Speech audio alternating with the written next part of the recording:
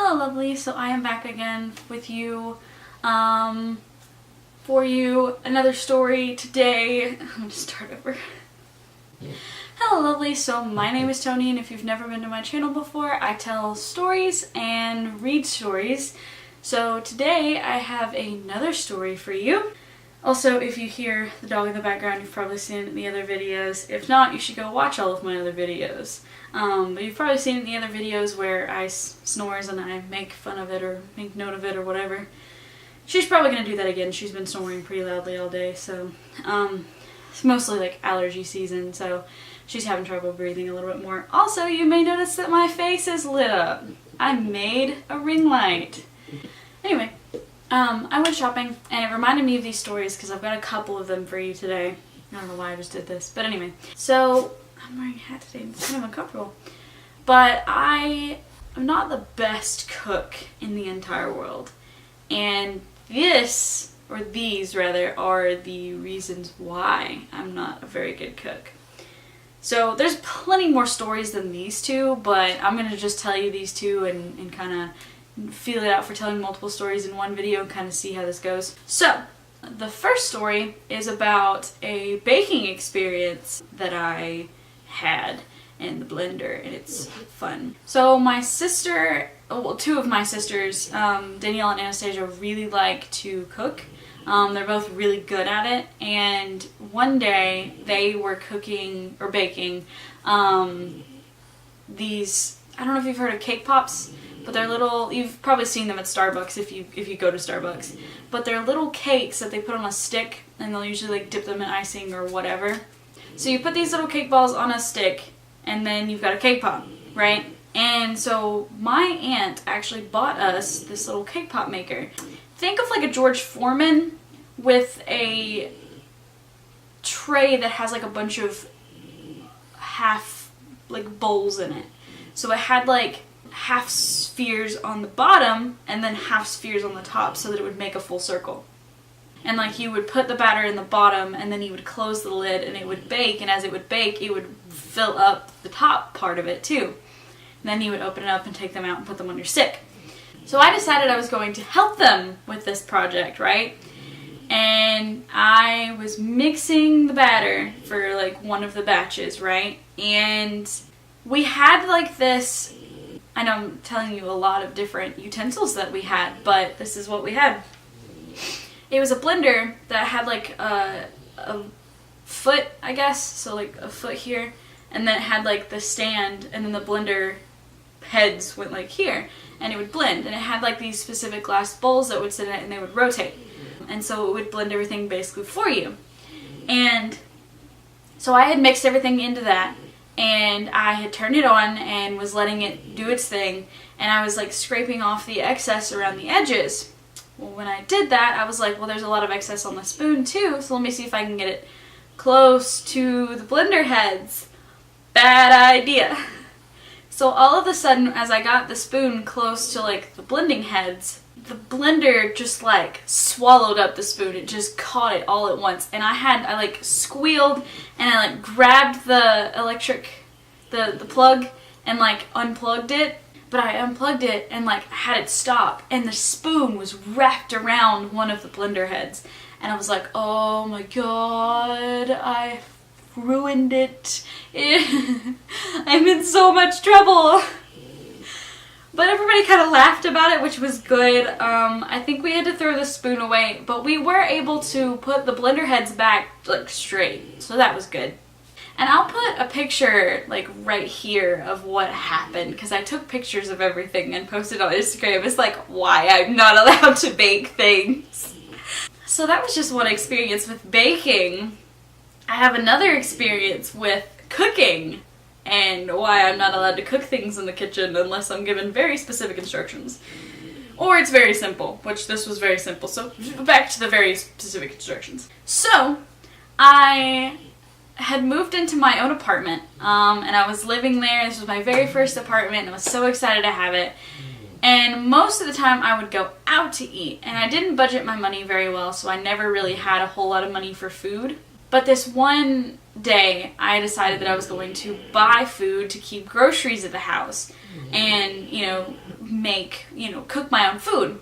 And so I did. I bought chicken breasts and I bought breadcrumbs and seasonings and stuff. And I was going to make Parmesan chicken, which was one of my mother's famous recipes. Very well known in our family. Like, all of us really love this recipe. Most loved. It's her most loved recipe. And so I had called my mom and I was like, Mom, how do I make this? So she gave me a list of ingredients and a list of instructions. And she said, it's super easy. You cook the noodles and that's it. You're done. You bake this chicken in this particular way. You cook the noodles and you're done. That's it. And I was like, okay, cool. So I got all of my ingredients and I got back to the house. And when I moved out, my mom bought a bunch of stuff for me to move into my apartment. She bought me like trash cans and shower curtains. She bought me, you know, silverware and some cooking things. So I think she bought me like a crock pot and some pans and stuff. But anyway, so my aunt also gave me some things for the house. And some of those things were what I thought were glass baking pan things. They were not glass baking pan things, and you will understand why momentarily.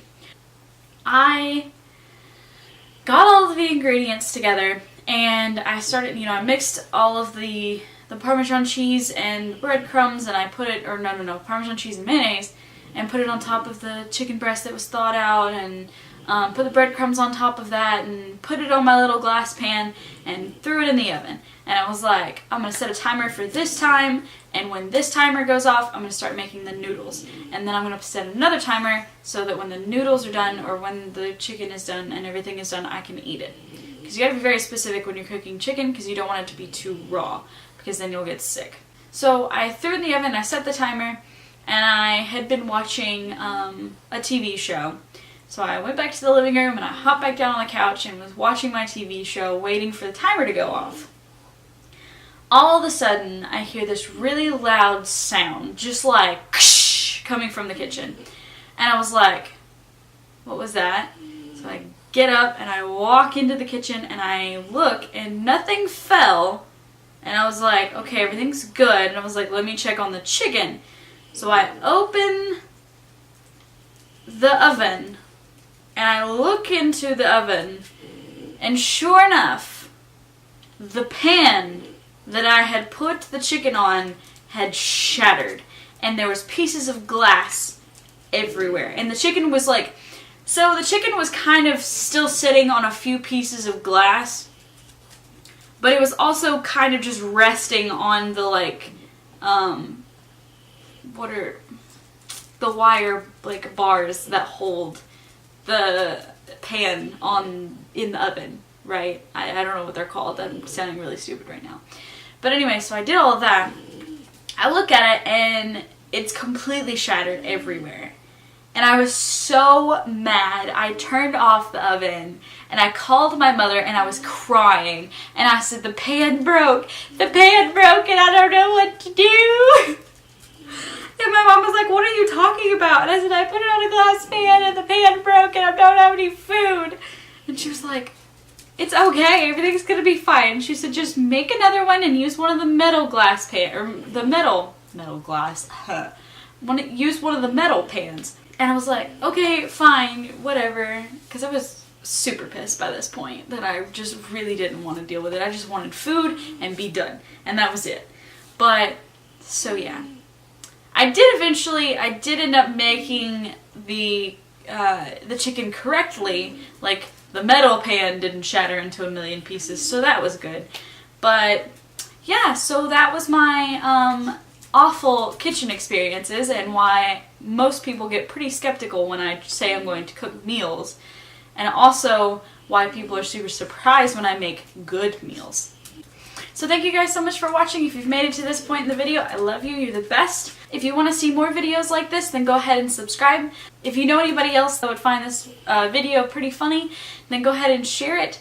And if you have any ideas for future videos, for short stories, for questions you want to ask, for challenges you may want to see in the future, because that's a thing that I might do, then go ahead and comment, leave those down in the comments below, and I will like it and I will comment to it. And I will see you guys in Wednesday's video. Bye!